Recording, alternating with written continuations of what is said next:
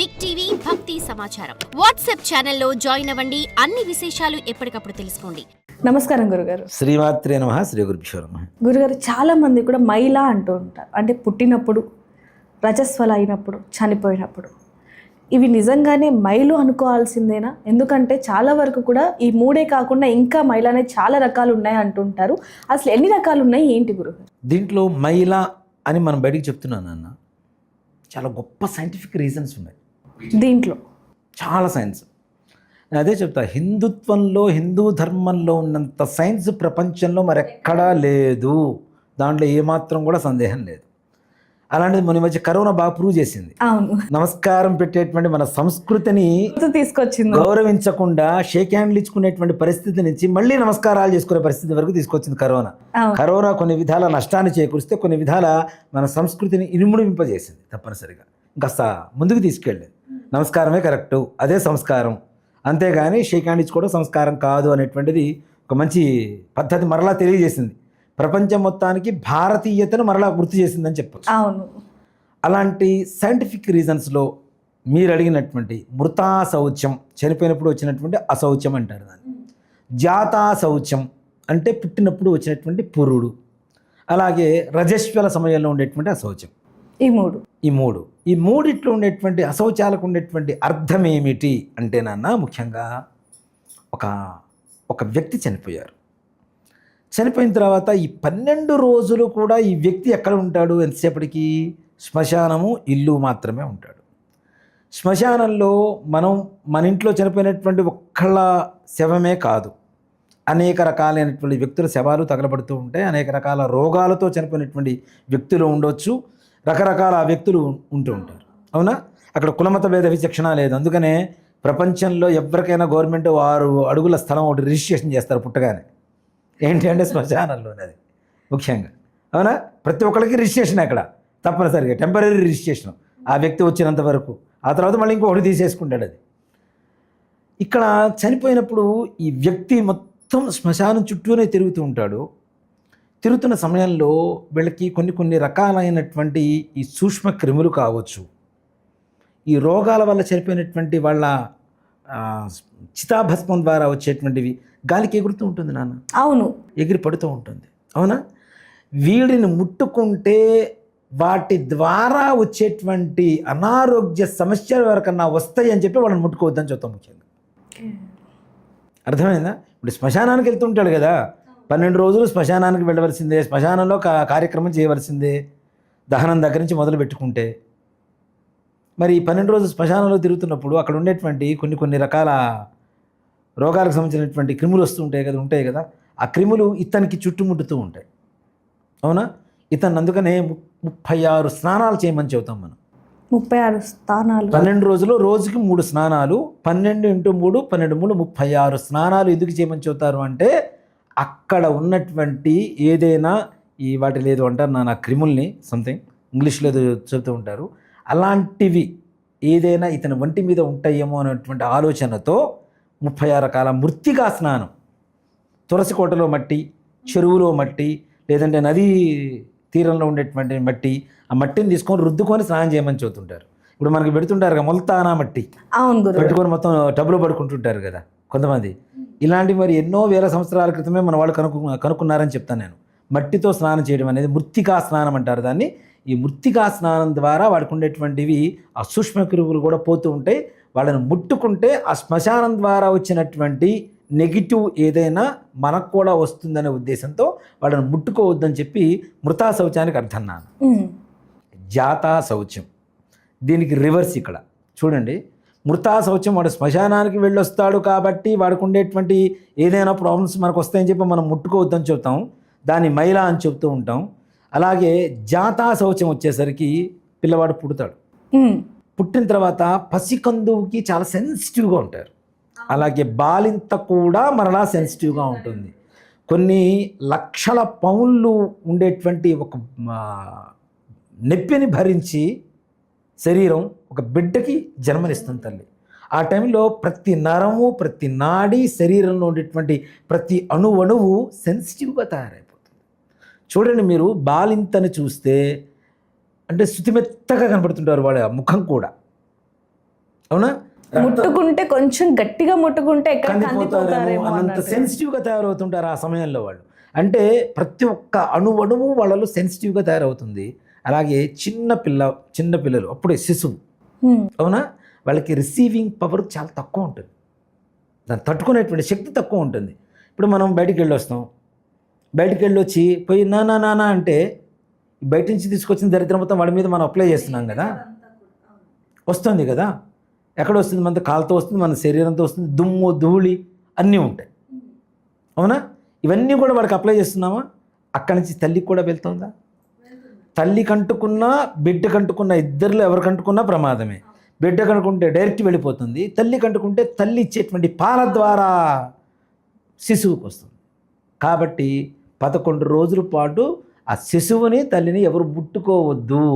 ముట్టుకున్నా స్నానం చేసి ముట్టుకోవాలి, మరలా తర్వాత స్నానం చేయండి తప్పనిసరిగా. ఎందుకు చెప్తారు అంటే అక్కడ ఆ సెన్సిటివ్ వాళ్ళ ఆరోగ్యాన్ని కాపాడటం కోసం. ఇవన్నీ చూడండి, కొన్ని వేల సంవత్సరాల క్రితం మన ధర్మంలో ఉన్నాయి. ఎంత గొప్ప సైన్స్ అన్నది.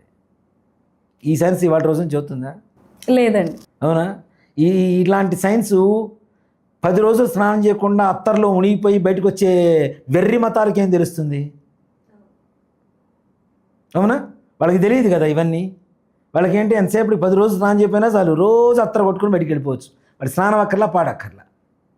అలాంటి వెర్రి మతాలకి ఏం తెలుస్తుంది మన ధర్మం గురించి మాట్లాడితే? అరే, శవాన్ని కాల్చి వచ్చిన తర్వాత స్నానం చేయమని చెప్పేది ఎందుకు చేస్తున్నాము?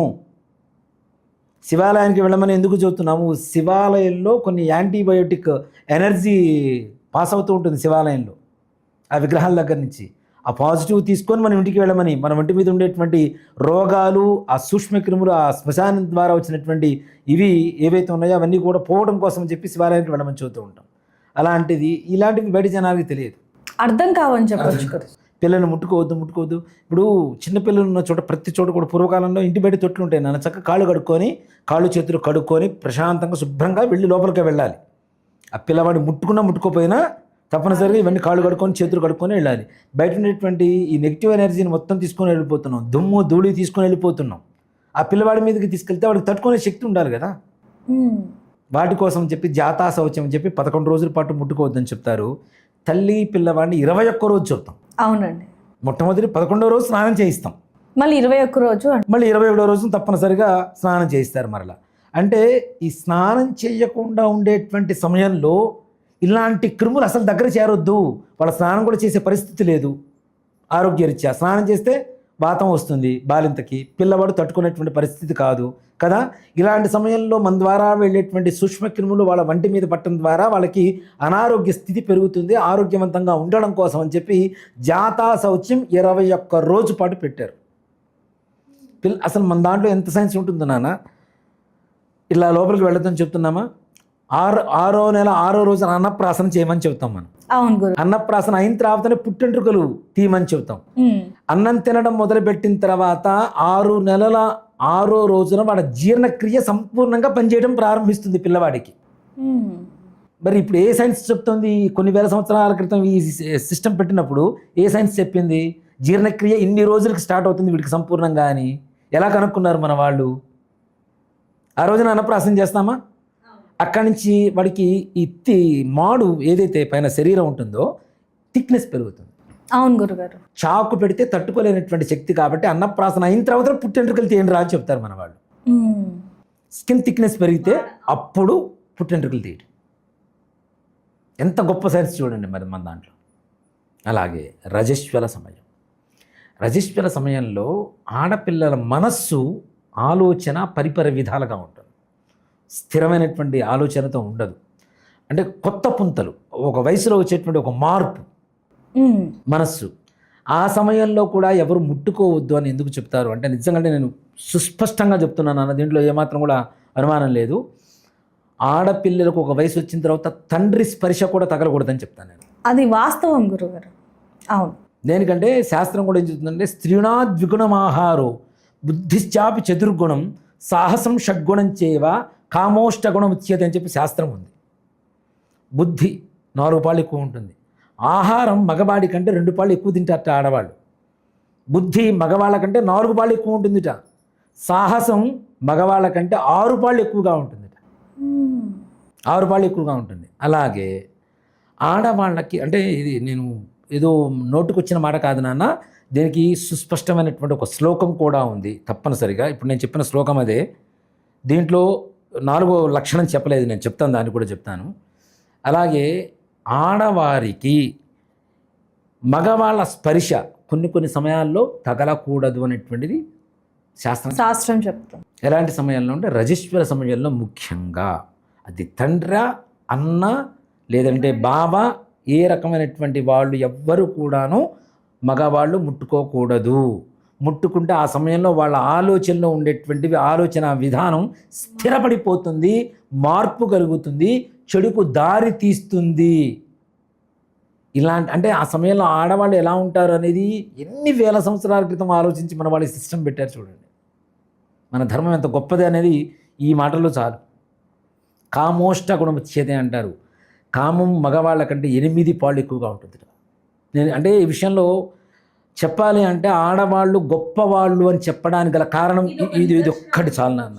అవును, 8% ఎక్కువగా ఉండేటువంటి ఆలోచనని, కోరికల్ని అణుచుకుంటూ భర్తకి అనుగుణంగా వేరే పుంతలు తొక్కకుండా, వేరే ఆలోచనలు రాకుండా ఉండగలిగినటువంటి స్త్రీ ఇంకా మగవాడి కంటే గొప్పది కాక ఇంకేమవుతుంది చెప్పండి. కానీ గురుగారు ఇక్కడ చాలా మంది కూడా అంటే 5 రోజులు కూడా ఆడవాళ్ళకి కొంచెం రెస్ట్ ఉంటుంది కాబట్టి అని చెప్తూ ఉంటారు. కానీ దీని వెనకాల ఇంత శాస్త్రం ఉంది, ఇంత అర్థం ఉంది అనేది చాలా మందికి తెలియదు.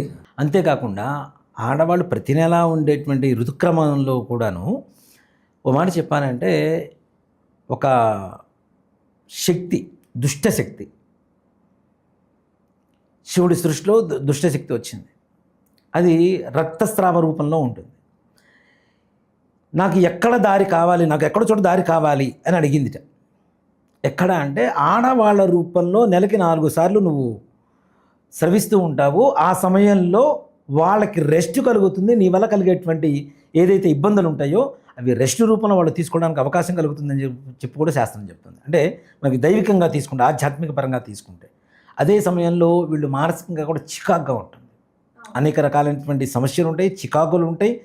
మాట్లాడటానికి కూడా పెద్దగా ఇష్టపడరు, సమాధానం చెప్పడానికి కూడా ఇష్టపడరు. అది భార్యాభర్తల మధ్య గొడవలు అవుతాయా? ఖచ్చితంగా మౌనంగా చక్కగా పక్కన కూర్చోబెడుతున్నారు. అంటరానితనం కాదు, ఆడవాళ్ళని గౌరవించేటువంటి విధానం ఇది గొప్ప విధానం. ఇబ్బంది కలుగుతున్నప్పుడు కూడా నువ్వు వంట చెయ్యి, నువ్వు పెంట చెయ్యి, అది చెయ్యి, ఇది చెయ్యి అంటే ఎంతవరకు కరెక్ట్ అది? అయితే గురుగారు వీటన్నిటికీ సంబంధించి ఇప్పుడున్న కాలంలో అంటే ఇప్పుడు కలియుగంలో కొంతమంది ఏమంటారంటే అలా 5 రోజులు పక్కకు కూర్చున్నా కూడా ఇప్పటికి కూడా ఈ మూఢనమ్మకాలు నమ్ముతున్నారా అనే ఒక ప్రశ్న అనేది మనకి వస్తూ ఉంటుంది. వాళ్ళకి మీరు ఏం చెప్తారు? ఏ నమ్మకం నాన్న? మూఢనమ్మకం కదా. మూఢులుగా మాత్రమే మూఢనమ్మకం. ఓ మాట చెప్పాలంటే ఎవరైతే మూఢులు ఉంటారో వాళ్ళకి మూఢనమ్మకం. మూఢులు నమ్మనేది ఏదైతే ఉంటుందో అదే దాని మూఢనమ్మకం అంటున్నాం. అంటే వాళ్ళనే ఫస్ట్ తిడుతున్నది, వాళ్ళనే మూఢులనే తిడుతున్నది. ఓ మాట చెప్పాలంటే ఇన్ని చేస్తున్నారు నాన్న. పూర్వం ఇచ్చినటువంటి అన్నం తింటున్నాం, పూర్వం ఇచ్చినటువంటి వస్త్రాలు కట్టుకుంటున్నాం, రకరకాల వస్త్రాలు మార్పులు వస్తున్నాయి కదా. కానీ పూర్వం ఇచ్చినటువంటి ఆధారభూరితమైనటువంటి ఒక శాస్త్రాన్ని మనం ఫాలో అవడంలో ఏంటి తప్పేంటి నీకు? దానివల్ల కలిగే నష్టం ఏంటి? దాని మూఢనమ్మకం అని ఎందుకు అనాలి? దేవుడు లేడు, అవి లేవు, ఇవి లేవు, ఎట్లా పడితే. నిజంగా కొన్ని వివాహాలు ఇప్పుడు విడిపోతుంటారు నన్ను పెళ్ళైన తర్వాత.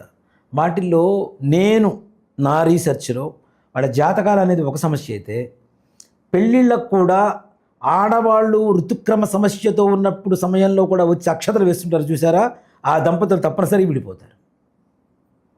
అది ఫ్యాషన్ అయిపోయింది రావటం. రాకూడదు, మనం వెళ్ళకూడదు.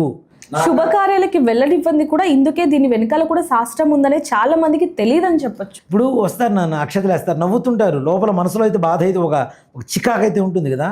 చికాకుతో చేసే పని ఏది కరెక్ట్గా ఉంటుంది చెప్పండి ఒకసారి? మనస్ఫూర్తిగా ప్రశాంతంగా చేసేటువంటి పని సంతోషకరంగా, సంతృప్తికరంగా, సంపూర్ణంగా ఉంటుంది. ఇష్టం లేని మనం ఒక ఆహారం తీసుకోవడానికి కట్టుకున్న బట్టలు కూడా మనం వేసుకోలేము మనసు సరిగ్గా లేకపోతే. అలాంటి శుభకార్యాలకు వెళ్ళి వాళ్ళని దీవించి రావటం అనేది కూడా వాళ్ళ మీద నెగిటివ్ ఎక్కువ చూపిస్తుందని చెప్పచ్చు. ఇద్దరు దంపతులు విడిపోవడానికి కారణం నువ్వు అవుతున్నప్పుడు నీ ఇంట్లో కూడా ఇలాంటి పాపాలే జరుగుతూ ఉంటాయి. కాబట్టి ఇది గమనించి ఆడవాళ్ళు దయచేసి అలాంటి సమయాల్లో వెళ్ళవద్దు, శుభకార్యాలకు వెళ్ళవద్దు, ఆశీర్వచనాలు ఇవ్వవద్దు. అక్కడ చెప్తుంది దేవతా మంత్రాలే చెప్తారు. అవును, దేవతా మంత్రాలు చెప్పే చోటుకి నువ్వు వెళ్ళి అవే అక్షతలు వేసి వస్తానంటే మొత్తం అందరికీ ఇది సోకినట్టేగా. మండపాన్ని కూడా ఏదైతే పెళ్లి జరుగుతుందో ఆ మండపాన్ని మనం గుడిలా భావిస్తాం గురుగారు. చెప్పులు కూడా వేసుకుని వెళ్ళం. కొంతమంది ఉంటారు నాన్న, షూస్ వేసుకొని పైకి వస్తుంటారు. నువ్వు కలెక్టర్ అయితే నాకేంటి, ప్రధానమంత్రి అయితే నాకేంటి, నా సంప్రదాయం గౌరవించేవాడు అయితేనే నా ఇంటికి రావాలి, నా మండపం ఎక్కాలి, నా కూతుర్నల్లుని ఆశీర్వదించాలి. అంతేకాని అదొక ఫ్యాషన్. అవును, పర్లేదు రానివ్వండి. నువ్వు షూస్తో రానిస్తున్నావు, అయిపోయింది నీ బతుకు, కూతురు బతుకు అట్లానే అంతే, అదే చెప్పులు పాలు అవుతుంది అంతే చివరికి పరిస్థితి. కాబట్టి ఇలాంటివి ఆడవాళ్ళు ఎందుకు రాకూడదు, ఎందుకు చేయకూడదు అంటే ఇలాంటి సమయంలో వాళ్ళకి రెస్ట్ అవసరం, మానసికమైనటువంటి ప్రశాంతత అవసరం.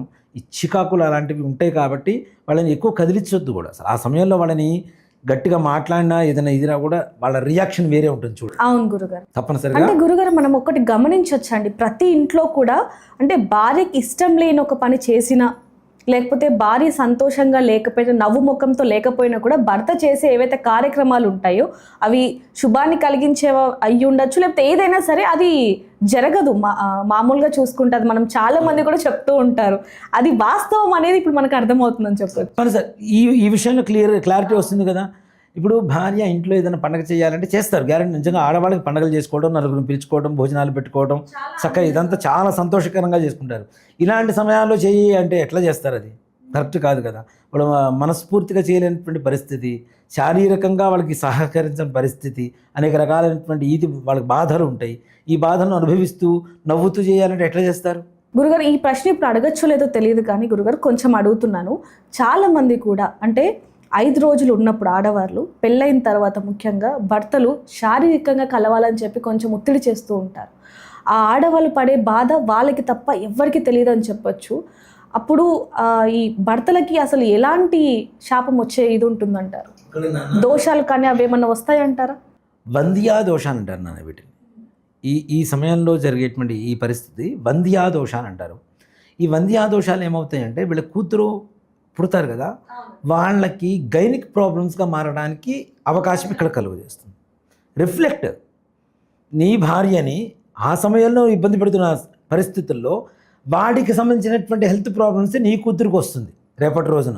అప్పుడు ఏమవుతుంది అంటే వివేకాలు అనేది ఉండాలి, రెండు ఆలోచన అనేటువంటిది ఉండాలి. వివేకం అనేటువంటిది లేకుండా ఇష్టం వచ్చినట్టు.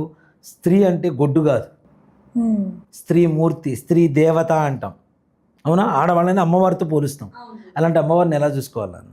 అమ్మవారిలాగానే చూసుకోవాలి, అనుగ్రహించి ఎలా చూసుకోవాలి. కానీ ఆగ్రహించే పరిస్థితి వరకు వాళ్ళ శారీరకమైనటువంటి మానసికమైనటువంటి కష్టానికి బాధలకి కారణం అవ్వటం వల్ల భవిష్యత్ తరాలలో వీటికి సంబంధించినటువంటి, ఇప్పుడు నిజంగా చెప్పాలి అంటే గైనిక్ ప్రాబ్లమ్స్ లేని ఆడవాళ్ళు అతి తక్కువ మంది ఉన్నారు. అవును గురుగారు, అతి తక్కువ మంది ఉన్నారు. ప్రాబ్లమ్స్ లేని వాళ్ళు ఉన్నవాళ్ళు ఎక్కువ మంది ఉన్నారు. దేనికంటే మన పూర్వీకులు చేసిన పాపాలు, తప్పులే చేసాం. రిఫ్లెక్ట్ వస్తుందా రావట్లేదా? ఆటోమేటిక్గా.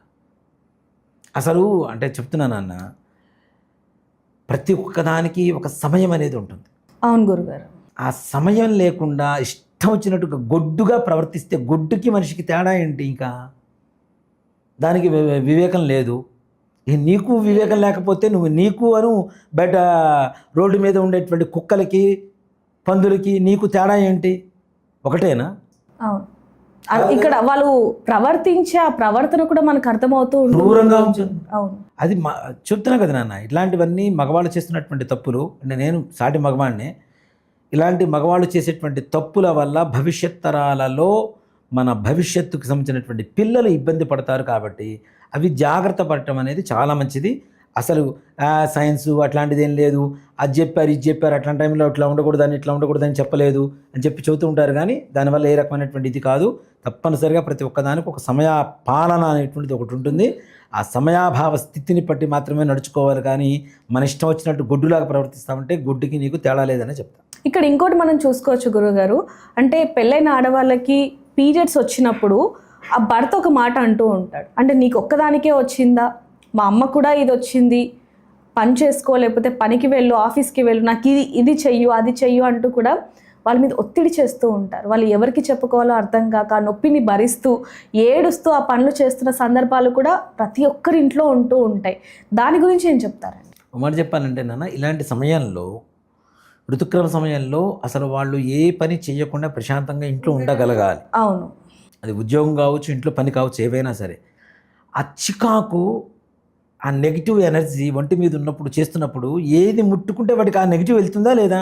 వెళ్తుందండి. మళ్ళీ ఈ 5 రోజుల తర్వాత కూడా అవే సామాగ్రిగా వాడేది. అంటే ఆ పోల్చడం కూడా గురుగారు తల్లితో పోలుస్తూ ఉంటారు. ఇప్పుడు ఒకటి చెప్తానన్న, తల్లిని అలా పని చేయించిన తండ్రిని అడగండి, ఎందుకు చేయించావు, తప్పు కదా చేయించిందని. మీ తండ్రి చేశాడు, ఇంకా మేము కూడా అదే పని చేస్తాము, నా కొడుకులు అదే పని చేస్తారు అంటే ఆడవాళ్ళకి ఇవ్వాల్సినటువంటి గౌరవం ఎక్కడ ఇస్తున్నట్టు నువ్వు? ఇది పెళ్ళాం కాదు, ఇంట్లో పని మనిషి. అవును, పెళ్ళామా పని మనిషి కాదు కదా. వాషింగ్ మిషను ఎప్పుడున్నా వేసుకోవచ్చు, అట్లానే భార్యను కూడా ఇప్పుడు కాబట్టి అప్పుడు పని చేయిస్తాము, ఇలా ఉంటే అలా ఉంటాము అంటే ధర్మం కాదు కదా. ఆడవాళ్ళకి ఇచ్చేటువంటి గౌరవం తప్పనిసరిగా ఇవ్వాలి, వాళ్ళకి ఇవ్వాల్సినటువంటి రెస్ట్ ఇవ్వాలి. తప్పనిసరిగా ఆడవాళ్ళు చేసేంత వ్యాయామం మగవాడి జిమ్కి వెళ్ళినా దొరకదు. అవును గురుగారు. కూర్చొని కూరగాయలు తరిగే దగ్గర నుంచి, కూర్చొని ముగ్గు వేసే దగ్గర నుంచి, వంట చేసే దగ్గర నుంచి, ఉతకడం కావచ్చు. ఇప్పుడు అంటే గ్యాస్ స్టవ్లు ఇవన్నీ వచ్చిన పూర్వకాలంలో గొట్టం పెట్టి చక్కగా ఊది చేసేవాళ్ళు. శ్వాస సంబంధమైనటువంటి రోగాలు రాకుండా ఉండేవి వాళ్ళకి. ఊది శ్వాస సంబంధమైనటువంటి బ్రీతింగ్ కరెక్ట్గా. ఇప్పుడు ప్రాణాయామం చేస్తున్నారు కదా ఇప్పుడు, అలాంటివి అప్పట్లో మరి వీటి ద్వారా వెళ్ళిపోయేవి కదా రోగాలు రాకుండా. అవన్నీ లేవు, ఇంకా సుఖాలకు వచ్చినాయి. కానీ వాటిల్లో కూడా ఇంకా కష్టపెడతాము అంటే వాషింగ్ మిషన్ భారీ వేయలేదు, నువ్వు బట్టలు వేసుకొని చేయలేవా? నీకేమైంది, ఎందుకు చేయలేవు? చేసి స్నానం చేయి చక్కగా, తప్పేముంది దాంట్లో? అవునా? ఆడవాళ్ళని ఎందుకు చేయాలి, ఆడవాళ్ళు ఈ పనులు ఎందుకు చేయాలి అనేటువంటి పరిస్థితి తేకూడదు. ఆడవాళ్ళు చేయవలసినటువంటి పనులు ఆడవాళ్ళు చేస్తూనే ఉన్నారు. కానీ కొంతమంది ఆడవాళ్ళు దీంట్లో నేను వ్యతిరేకిస్తాను. మగవాళ్ళతో పనులు చేయించి ఇంట్లో ఆడవాళ్ళు కూర్చున్నటువంటి ఆడవాళ్ళు కూడా వాళ్ళు కూడా ఉన్నారు గురుగారు. ఆ రాక్షస ప్రవృత్తి కలిగినటువంటి స్త్రీలు కూడా ఉన్నారు. దయచేసి వాళ్ళు కూడా చెప్తున్నా, ఆడవాళ్ళకి ఆరోగ్యానికి సంబంధించినటువంటి వ్యాయామం ఎక్కడ దొరుకుతుందో అక్కడ ఆ పనులు ఆడవాళ్ళు చేయడానికి కేటాయించారు. అది మన ఆరోగ్య సూత్రం అని చెప్పి గ్రహించి చేయగలిగితే మీ ఆరోగ్యాన్ని కాపాడుకోగలుగుతారు.